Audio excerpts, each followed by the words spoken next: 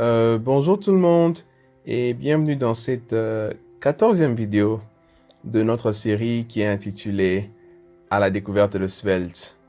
Et dans cette partie, nous allons améliorer un tout petit peu le projet sur lequel nous étions en train de travailler, qui était un projet très simple. Nous avons simplement affiché quelques cartes à ce niveau-ci. Et ensuite, ces cartes sont en mesure d'être supprimées. Nous allons rajouter un petit formulaire au-dessus ici, qui va en fait nous permettre, non pas de supprimer, mais de rajouter plus d'éléments dans notre tableau et ensuite rendre tous ces éléments visibles à l'écran en rajoutant des nouvelles cartes. Donc, nous allons créer un formulaire qui prendra un modèle, un prix et une URL vers l'image. Et ensuite, au moment où nous allons cliquer sur Entrée, un nouvel élément sera généré sur l'écran. Voilà. Les 3 vidéos précédentes, nous avons utilisé le REPL, mais pour celle-ci, comme nous voulons rajouter des éléments sur notre projet, nous allons retourner vers notre éditeur de texte normal, VS Code, pour l'implémenter. Pour centrer un peu le bouton ici, le mettre à la même distance, je ne dirais pas centrer, mais à la même distance que de la bordure que modèle et prix, j'ai simplement rajouté ce style, carte bouton, avec un margin de 0.25 en haut et en bas, et un rem à gauche et à droite que vous pouvez aussi implémenter facilement chez vous. Donc voilà. Je vais alors créer un formulaire à ce niveau-ci, et lorsque ce formulaire sera rempli, nous serons en mesure de rajouter un élément à ce niveau-ci. Donc je vais créer le formulaire rapidement, juste ici au-dessus. Je vais appeler forme. Et les éléments que nous allons prendre dans ce formulaire seront le nom, le prix et une URL. Parce qu'en fait, le ID sera généré automatiquement. Lorsque nous allons rajouter un nouvel élément au tableau produit, un ID devra être généré automatiquement. Donc, ils suivent un ordre consécutif de 1, 2, 3, 4. Le prochain sera 5. Et vous allez aussi remarquer que pour les URL que j'utilise ici avec Unsplash, le premier URL a des dimensions de 200 x 150, le deuxième 151, le troisième 152, le troisième 153. En fait, en changeant simplement les dimensions dans l'URL, nous recevons des images qui sont différentes. C'est comme ça qu'on est en mesure d'utiliser la même URL en changeant simplement les paramètres de dimension pour avoir des images qui sont différentes. Donc, pour générer les prochaines images, nous allons simplement prendre cette même URL et ensuite simplement changer les dimensions. Comme nous sommes à 153, nous mettrons la prochaine à 154. Donc, nous allons le faire au fur et à mesure que nous travaillons. Donc, créons donc le formulaire rapidement à ce niveau-ci. Et dans ce formulaire, je vais créer un input, placeholder, ici qui aura la valeur du nom. Bon, je dirais du modèle carrément. Bon, on peut l'appeler nom carrément parce que c'est comme ça qu'il est dans le tableau. C'est beaucoup plus consistant. Voilà. Et rappelez-vous, nous venons de travailler sur les formulaires. Nous allons maintenant mettre en pratique ce que nous venons à peine d'apprendre sur les formulaires pour l'implémenter dans notre projet. Nous allons utiliser le bind value ici pour le relier à une variable nom que nous allons créer dans notre code. Donc, je vais créer comme ça, avec un nom. Nous aurons aussi besoin d'un prix et d'une URL. Voilà. Nous avons un nom. Je vais créer un autre input qui sera cette fois-ci non pas pour le nom, mais pour le prix. Et un troisième qui sera pour l'URL. Voilà. Et nous allons créer un bouton qui va servir à soumettre notre formulaire. Voilà. Et ici, je vais mettre on submit, que je vais ensuite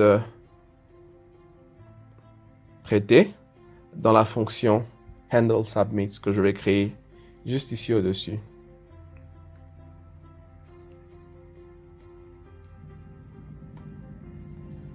Voilà.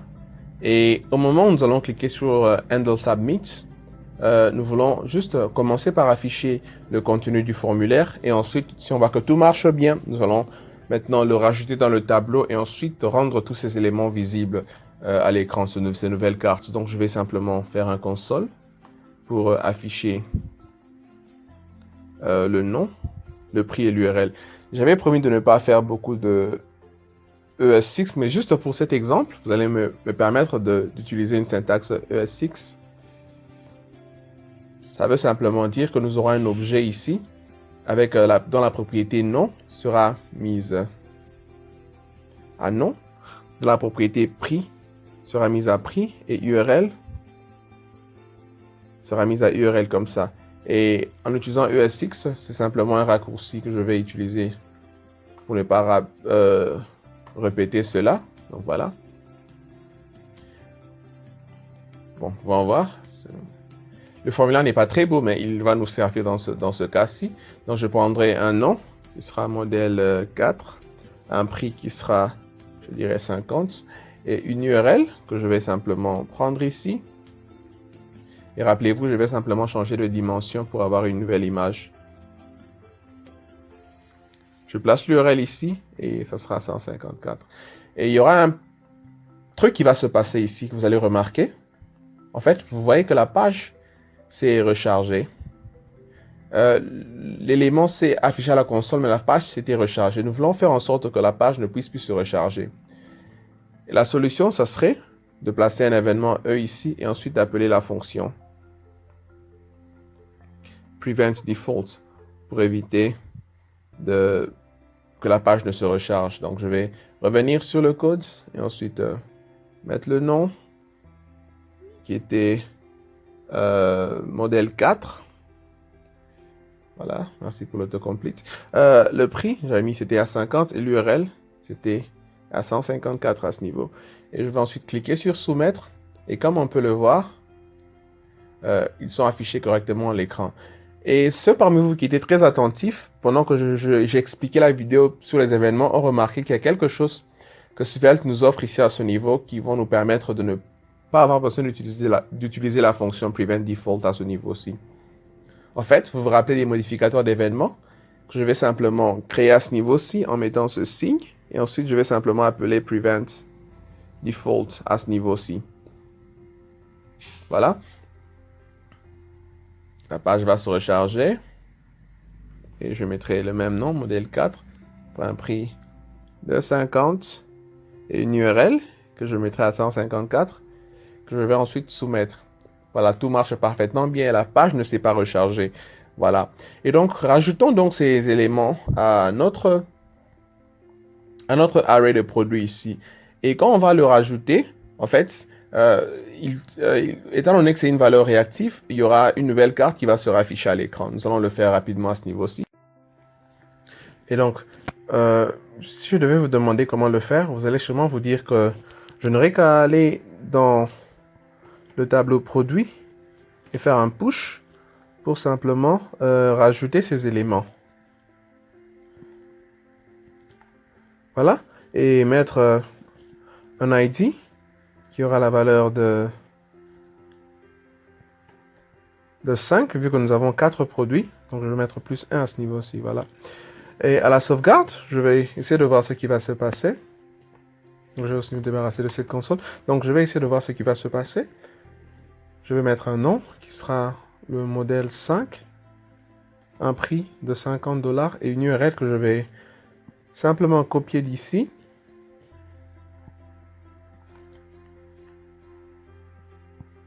Pour la coller là, je vais changer de dimension pour charger notre image. Mais comme vous pouvez le voir clairement, rien ne se passe à ce niveau-ci. Essayons de voir ce qui se passe en réalité. Il y a une raison derrière cela. Essayons de voir le nouvel état de notre tableau produit après que nous ajoutons quelque chose dedans. Voilà. Avec un console.log.produit, je vais essayer de voir ce qui se passe. Modèle 5, un prix de 50. Je mets une URL à ce niveau-ci avec de dimension de 154. Et on peut voir clairement ici qu'un 5e produit est bel et bien rajouté. Mais comment expliquer qu'il n'apparaisse pas à ce niveau-ci? Il est bien rajouté à notre tableau. Pourquoi est-ce qu'il n'y a pas de réactivité à ce niveau-ci? En fait, la raison elle est simple, c'est que l'opération push, malheureusement, elle n'est pas considérée comme étant un type d'opération qui va causer la réactivité. Le type d'opération qui cause la réactivité, c'est une opération qui sera d'assignement. Donc, nous devons ici faire produit égale produit.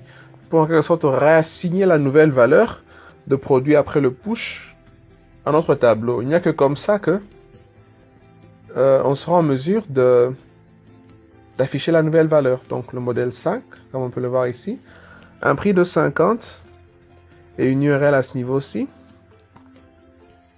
Et comme on peut le soumettre, voilà comment ça marche. On aimerait bien qu'un simple push puisse directement, rapidement ajouter déjà un événement, mais malheureusement, ce n'est pas comme ça que Svelte marche actuellement. On espère peut-être qu'éventuellement, le push simplement pourra causer une réactivité, mais pour le moment, nous avons besoin de faire une opération d'assignement par force ici, pour ensuite causer, on appelle ça un re-rendering, un réaffichage des éléments à l'écran. Donc je peux rajouter un 6e élément avec une autre dimension, 155. Voilà, on peut voir que tout marche parfaitement bien. Voilà. Et pour ceux qui utilisent ES6, il y a un petit raccourci. Vous pouvez simplement copier tout ceci et simplement utiliser l'opération de spread avec les 3 points pour rajouter l'élément à l'arrêt produit pour ensuite le réassigner à notre tableau.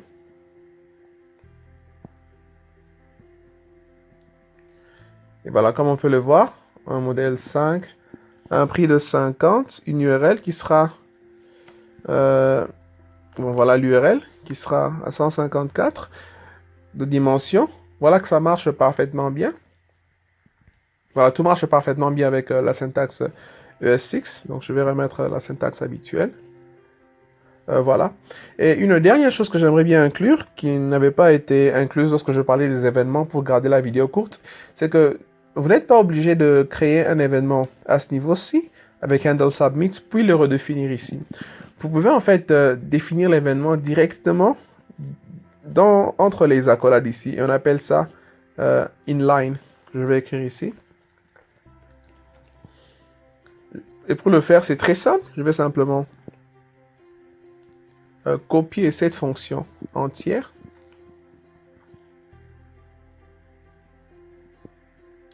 Et la mettre ici. Pour ensuite supprimer. Et on n'a pas besoin du nom parce que ce sera une fonction anonyme. Voilà, après la sauvegarde.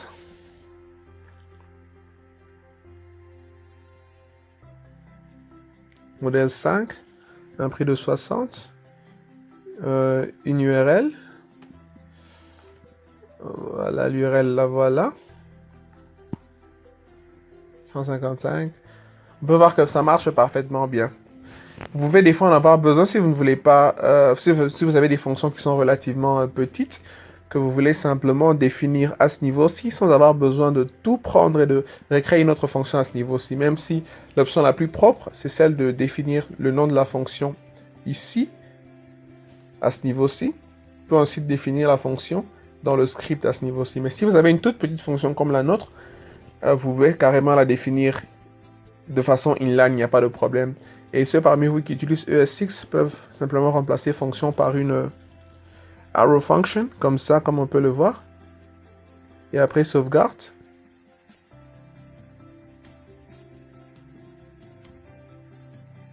Modèle 5. Un prix.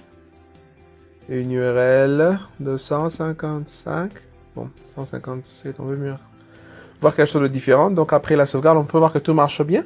Et on peut supprimer les produits. Et voilà, quand on supprime tout, on dit aucun produit. Comme ça a été bien implémenté ici avec le else juste en bas ici. Donc comme on peut le voir, voilà comment en fait on peut faire pour rajouter des nouveaux produits dans un tableau et puis entraîner de la réactivité. Donc voilà en quelque sorte comment cela marche. Et dans la prochaine vidéo, nous allons explorer le management des états, la gestion des états, voilà, avec les stores Svelte. C'est quelque chose de très intéressant que nous allons poursuivre dans notre série. Et cette vidéo fait partie de la série intitulée « À la découverte de Svelte ». que je vous invite à suivre intégralement en cliquant le lien qui sera en description de la vidéo pour voir la playlist complète. Et merci beaucoup d'avoir suivi. Abonnez-vous pour plus de contenu et activez la cloche pour les notifications. Voilà, merci beaucoup et à la prochaine.